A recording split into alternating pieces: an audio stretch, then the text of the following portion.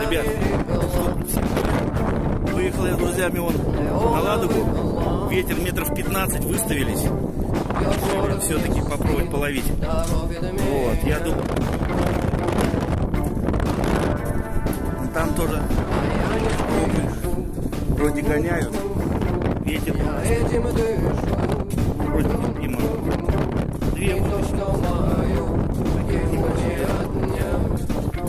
Думаю, поклевок совсем не будет.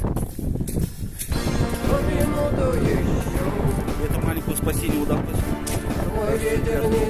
Пока вот так посмотрим, чем